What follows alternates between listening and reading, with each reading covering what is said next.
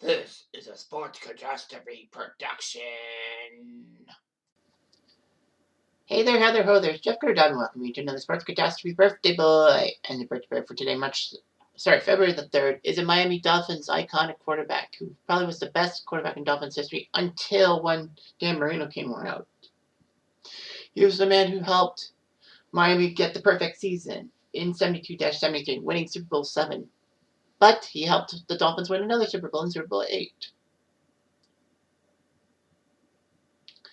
And he was a legend and all that. He's in the College Football Hall of Fame, in the Pro Football Hall of Fame, working as a TV commentator for the NFL on NBC, and for ABC and ESPN through college football. He, alongside Len Dawson and Drew Brees, won Super Bowls coming from the University of Purdue. He is Bob Griese, who is 8 years old today.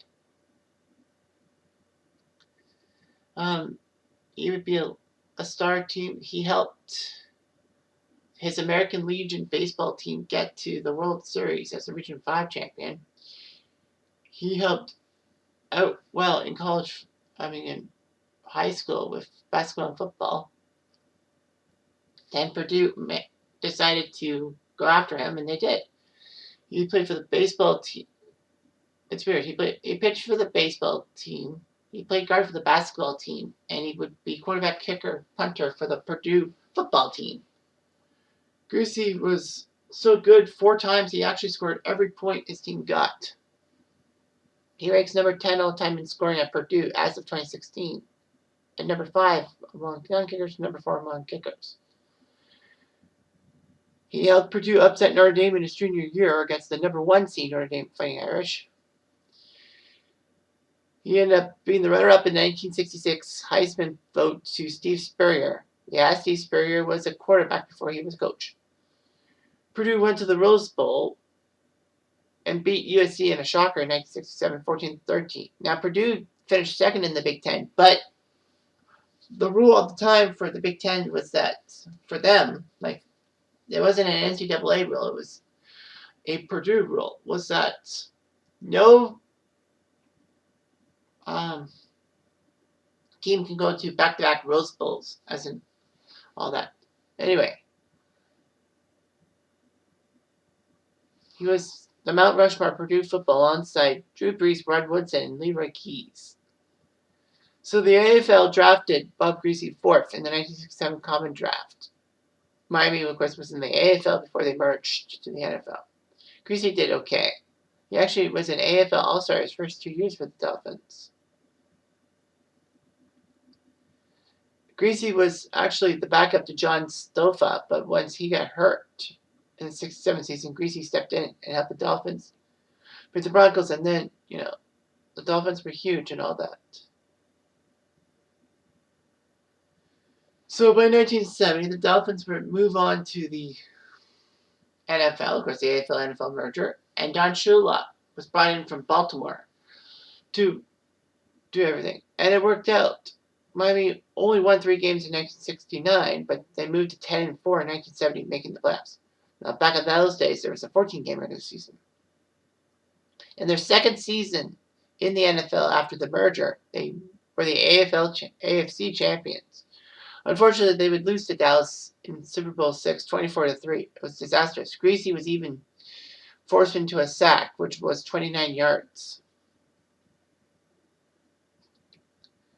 In fact, Miami looked pretty good after that season. He was 4-0. Unfortunately, against the Chargers, he was tackled hard by Deacon Jones and went down with a broken leg and dislocated ankle.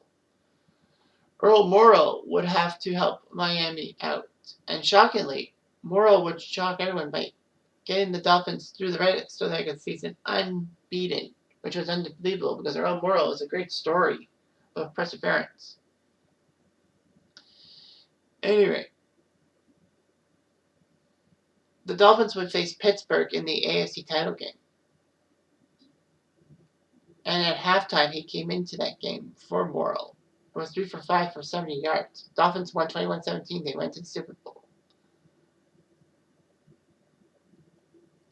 Griese only threw 11 passes in Super Bowl VII. But the Dolphins did win 14-7. In 1973, the Dolphins, well, 74, the Dolphins did get to the Super Bowl again, taking care of Minnesota 24-7. That was the score. Anyway, Griese would help Miami out and be very respectable and all that. But they faltered. In 1977, the Dolphins rebounded. In fact, one of the biggest awkward things for Bob Griese was that he began to wear glasses on the field, which was weird. It's like, you wear eyeglasses while wearing a football helmet? That's hard to believe. But it happened. In fact, on Thanksgiving Day 1977, he threw 6 touchdown passes against the Cardinals, 55-14. That was one of only a few years in history that Dallas didn't host a Thanksgiving game. It was St. Louis. So Griese would throw 6 touchdowns, which is amazing. He would lead the AFC in touchdown passes, and the Dolphins won 10 games, but they didn't get to the playoffs.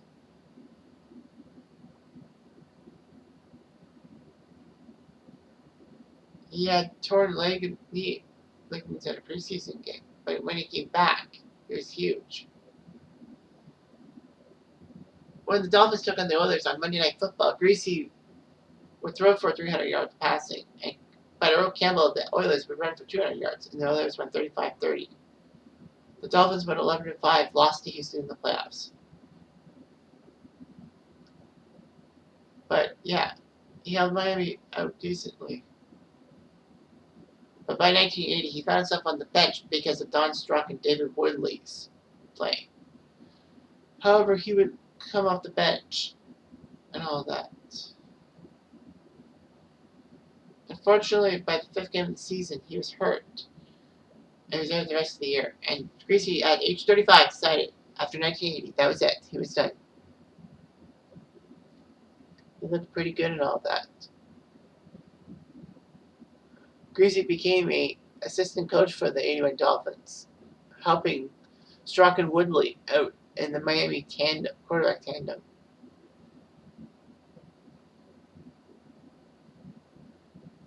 Miami had one of the best winning percentages, the highest winning percentage in all 4 major sports in the 1970s. The Dolphins would retire as number 12 during that famous Bears-Dolphins game on Monday Night Football. So Griese in the NFL played 161 games, got 25,092 passing yards, 192 touchdowns, 172 interceptions. With 3 Super Bowl appearances, 6, 7, and 8, winning 2 of them.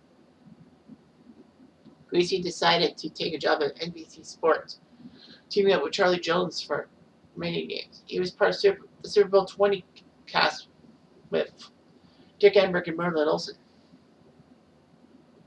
Griese would become a commentator for college football games by ABC. He would call many BCS national championship games.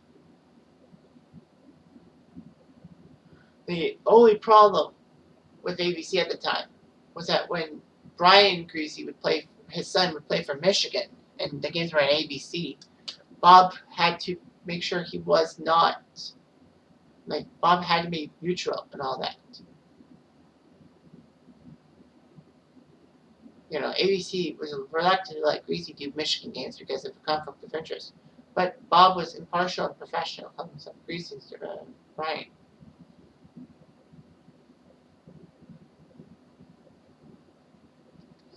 Anyway, Griese would broadcast the Rose Bowl game in which Brian was MVP when Michigan beat Washington State. A little bit controversial, but anyhow. He was emotional, but of all things. Brian would play for the Dolphins alongside Denver and Tampa. But anyway, Bob would move to ESPN to be the lead commentator for the 12 p.m. college football games. He would retire from that in 2011.